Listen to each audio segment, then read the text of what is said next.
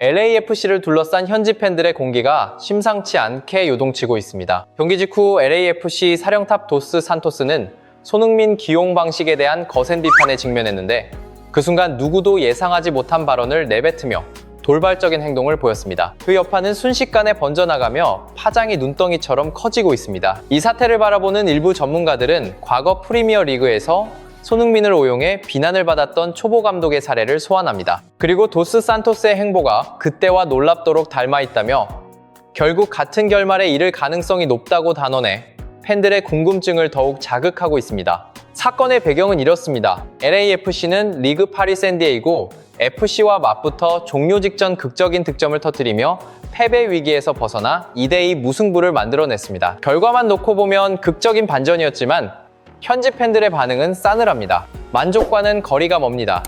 그 이유는 분명합니다.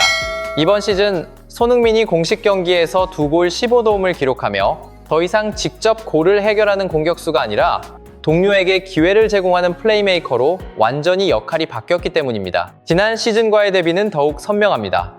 당시 손흥민은 전임 감독 체론돌로 체제 아래에서 최전방 원톱으로 나서 13경기에서 12골 3도움을 기록했습니다. 그의 활약은 LAFC를 완전히 바꿔놓았습니다.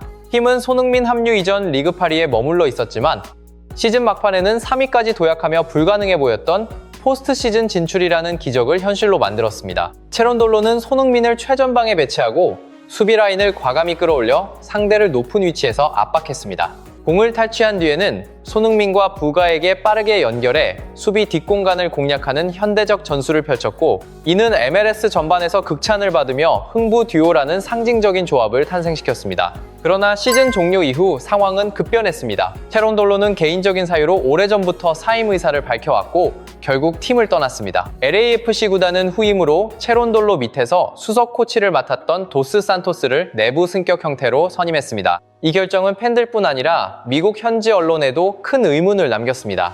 약 300억을 투자해 세계 정상급 선수인 손흥민을 영입해놓고 감독 자리를 경험 부족의 인물에게 맡긴 선택을 이해하기 어렵다는 지적이 이어졌습니다. 일부 전문가들은 구단의 판단 배경을 이렇게 해석합니다. 도스 산토스가 기존 코치로서 선수단과 전술 구조를 깊이 이해하고 있었기에 빠른 안정화를 기대했다는 것입니다. 하지만 동시에 그는 MLS에서 한 시즌을 온전히 책임져 본 경험조차 없는 초보 감독이라는 점도 분명히 짚었습니다. 그리고 지금 그 우려는 점점 현실로 드러나고 있습니다. 그의 지도자 경력은 밴쿠버 FC에서 시작됐습니다. 그러나 출발부터 불안했습니다. 당시 구단은 클럽 역사상 최고 이적료를 들여 캐나다 국가대표 원톱 공격수 루카스 카발리니를 영입했지만 정작 도스 산토스는 그를 핵심으로 활용하지 않았습니다. 대신 수비수와 미드필더들에게 중거리 슛을 반복적으로 시도하게 하는 전술을 설계했고 그 결과 팀의 승률은 37%까지 추락합니다. 결국 시즌을 채우지 못한 채 지휘봉을 내려놓는 결말을 맞았습니다. 하지만 논란의 핵심은 단순히 전술 실패에 머물지 않습니다.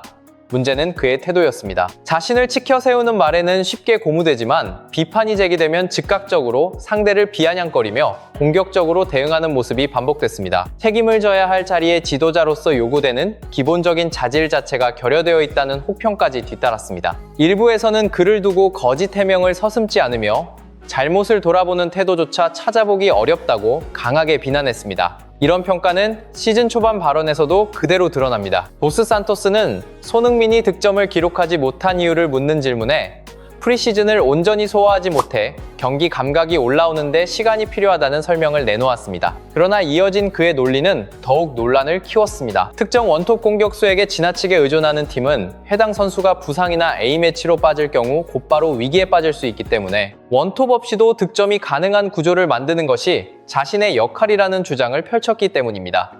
문제는 현실과의 괴리였습니다. 다른 구단들은 제대로 된 원톱 공격수를 확보하기 위해 수백억을 투자하며 갈망하고 있습니다. 그런데도 세계 최고 수준의 공격수를 데려와 놓고 그 선수가 없는 상황을 전제로 전술을 짠다는 것은 영입 자체의 의미를 부정하는 선택이라는 지적이 나왔습니다. 그럼에도 불구하고 시즌 초반 6경기에서 4승 2패라는 성적을 거두자 그는 자신의 방식이 옳았다는 듯 자신감을 드러냈고 팀이 리그 2위까지 올라섰다고 자평했습니다. 이를 두고 전문가들은 납득하기 어려운 자기 확신이라고 꼬집었습니다. 비교는 더욱 선명합니다. 체론돌로 시절 LAFC는 수비 라인을 과감히 끌어올리는 전략을 사용했습니다. 그 대가로 뒷공간을 자주 내주며 실점이 늘어나는 약점도 있었지만 공격은 살아 움직였고 경기는 박진감 넘쳤습니다. 팬들에게는 강렬한 인상을 남기는 축구였습니다. 반면 도스 산토스는 안정적인 수비를 우선시한다며 라인을 깊게 내렸습니다. 그 결과 손흥민은 전방에서 고립됐고 공격은 단절됐습니다. 그러면서도 그는 시즌 초반 손흥민의 컨디션이 좋지 않다는 식의 설명으로 팬들을 설득하려 했습니다. 전문가들의 시선은 냉정합니다. 현재 전술은 3백 구조를 기반으로 하지만 중원은 비어있는 상태가 반복됩니다. 공이 전방까지 전달되지 못하는 이유입니다. 게다가 이를 해결할 만큼 LAFC 미드필더진의 창의성도 부족하다는 평가가 이어집니다. 결국 손흥민 스스로 내려와 공을 받아 전진시키는 장면이 자주 연출됩니다. 그런데도 도스 산토스는 이러한 움직임을 두고 미드필더 역할을 맡기지 않았는데 과도하게 내려와 플레이한다는 식의 발언을 했습니다. 그러나 현실은 명확합니다. 그대로 두면 흐름은 끊기고 경기는 패배로 기울 수밖에 없습니다. 그 순간마다 손흥민은 직접 내려와 공을 운반하고 기회를 창출합니다. 마치 전술의 허점을 스스로 메우는 모습입니다. 전문가들은 이를 두고 손흥민이 경기장에서 사실상 전술 강의를 하고 있는 셈이라고 표현합니다. 그럼에도 팀이 승리를 거두면 도스 산토스는 이를 자신의 전술적 성과로 해석한다는 점에서 답답함이 더욱 커지고 있습니다. 논란은 여기서 멈추지 않습니다. 도스 산토스는 목요일에 예정된 톨루가와의 멕시코고산 원정 경기를 앞두고 손흥민을 전반전에 제외하며 휴식을 부여했습니다. 그러나 후반전 60분 무렵 경기 흐름이 급격히 막히자 상황은 돌변합니다. 패배가 눈앞에 다가오자 쏟아질 비난을 피하기 위한 선택처럼 그는 돌연 손흥민을 교체 투입하는 결정을 내렸습니다. 이 장면은 축구 전문가들조차 고개를 갸웃하게 만들었습니다. 납득하기 어려운 판단이었습니다. 더욱 아이러니한 점은 그가 스스로 내세운 논리와 정면으로 충돌한다는 사실입니다. 도스 산토스는 특정 원톱 공격수에 의존하지 않는 팀을 만들겠다고 공언해왔습니다. 그렇다면 부안가와 손흥민 없이도 득점이 터지고 승리를 가져와야 합니다. 그러나 현실은 달랐습니다. 수비수와 미드필더는 본래 공격 자원이 아니기에 경기 결과는 결국 한 번의 원더골이 나오느냐에 좌우되는 상황이 반복됐습니다. 이는 곧 그의 전술이 구조적으로 불완전하다는 점을 스스로 드러낸 셈이었습니다. 그럼에도 후반에 손흥민을 투입하며 흐름을 바꾸려는 모습은 앞선 주장과 완전히 배치되는 선택이었습니다. 팬들을 상대로 신뢰를 잃게 만드는 대목이었습니다. 경기 후 이어진 인터뷰 역시 논란을 키웠습니다. 현지 기자들은 목요일 톨루카전을 대비해야 하는 상황에서 왜 체력 안배를 고려하지 않았는지 질문을 던졌습니다. 이에 대해 도스 산토스는 전반전에 출전한 선수들이 에너지가 떨어져 있었고 실수가 잦아 승리를 기대하기 어려웠다고 답했습니다. 그리고 후반에 투입된 선수들이 경기를 바꿨다며 누가 그 역할을 했는지는 굳이 이름을 말하지 않아도 알 것이라고 덧붙였습니다. 이 발언은 오히려 전문가들의 비판을 더욱 부추겼습니다. 지적의 핵심은 명확했습니다. 전반전 로테이션 라인업을 구성한 사람은 다름 아닌 감독 본인입니다. 만약 그 선수들이 무력했다면 왜 그들을 선발로 내세웠는지에 대한 책임 역시 감독이 져야 합니다. 그러나 도스 산토스는 그 책임을 선수들에게 전가하는 모습을 보였고 이는 지도자로서 부적절한 태도라는 비판으로 이어졌습니다. 경험이 부족한 감독일수록 자신의 한계를 인정하기보다 책임을 회피하려는 경향이 나타난다는 분석도 뒤따랐습니다.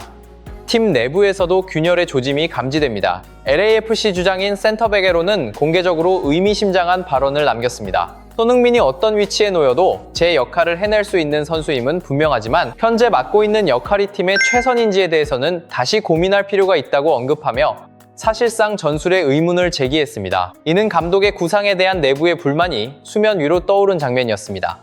전문가들은 과거 사례를 떠올립니다. 프리미어 리그 경험 없이 지휘봉을 잡았던 포스테코글루의 전철입니다. 당시 손흥민은 17골 10도움을 기록하며 팀을 이끌어 토트넘을 리그 5위까지 끌어올리는 놀라운 성과를 만들어냈습니다. 그러나 포스테코글루는 이를 자신의 전술적 성과로 오판했고 약 1,000억을 투자해 솔랑케를 영입합니다. 이후 손흥민을 측면으로 밀어내고 새로 영입한 공격수를 보조하는 역할을 맡기면서 팀의 균형은 무너졌습니다. 결과는 처참했습니다. 순위는 곤두박질 쳤고 결국 17위까지 추락했습니다. 팬들의 비판이 거세지자 그는 오히려 지지자들을 조롱하는 태도를 보였고 끝내 우승을 차지하고도 경기력 논란 속에서 경질되는 운명을 맞았습니다. 이 사례는 분명한 메시지를 던집니다. 손흥민을 비정상적으로 활용한 감독 중 끝까지 살아남은 이는 없다는 것입니다. 그리고 지금 도스 산토스가 그 흐름을 다시 반복하고 있다는 평가가 나오고 있습니다. 팬들은 고개를 끄덕입니다. 이미 익숙한 결말이 보인다는 반응입니다. 지금 LAFC는 갈림길에 서 있습니다. 선택은 단순합니다. 변화냐 아니면 추락이냐입니다.